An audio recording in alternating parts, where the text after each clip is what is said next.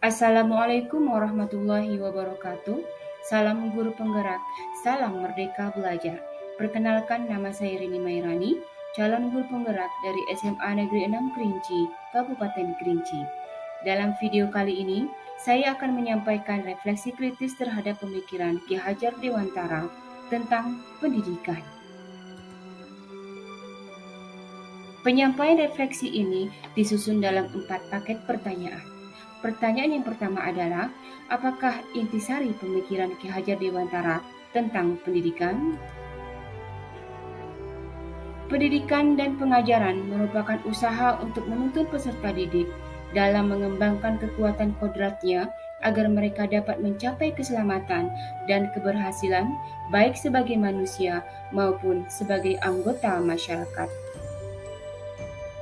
Keberhasilan suatu pendidikan itu terlihat pada adanya perubahan budi pekerti atau karakter peserta didik.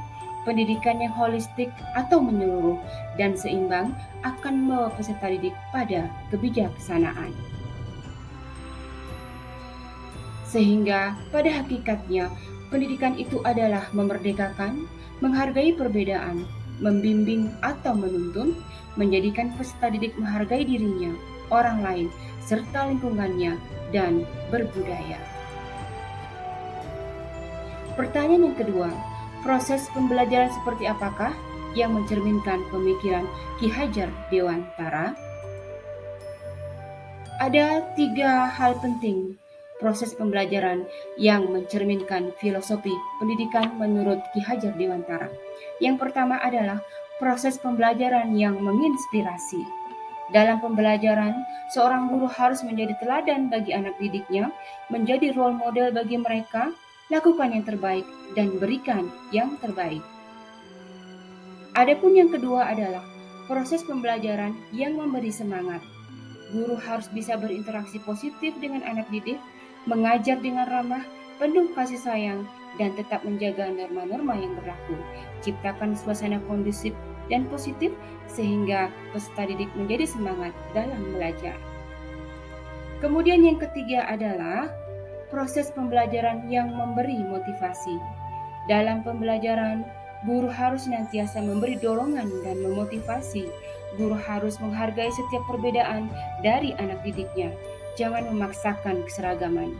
Biarkan anak didik berkembang sesuai dengan kodrat positifnya.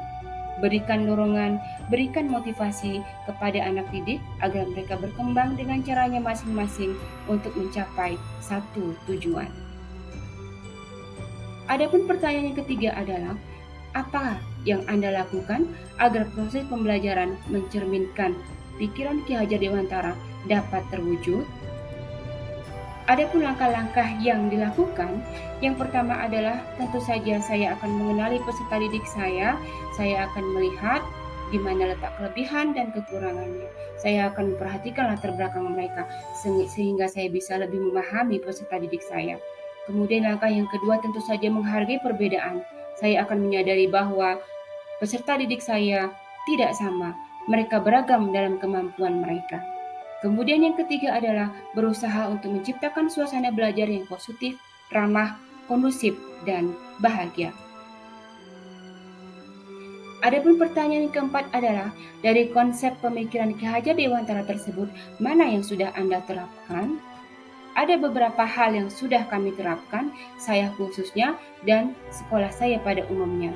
Yang pertama adalah memudayakan 3S, senyum, sapa, dan salam.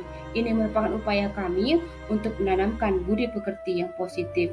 Kemudian langkah yang kedua adalah memberikan ruang yang seluas-luasnya bagi anak didik dalam berkreasi. Ini merupakan upaya kami untuk mengakomodasi peserta didik atau anak didik supaya mereka berkembang sesuai dengan kodrat positifnya. Kemudian yang ketiga adalah mengapresiasi hasil kerja peserta didik atau anak didik. Sekecil apapun hasil karya mereka, sekecil apapun hasil kerja mereka, kami senantiasa mengapresiasi. Dan yang keempat adalah mengakomodasi perbedaan. Sekolah menyadari bahwa peserta didik berkembang sesuai dengan kemampuannya masing-masing.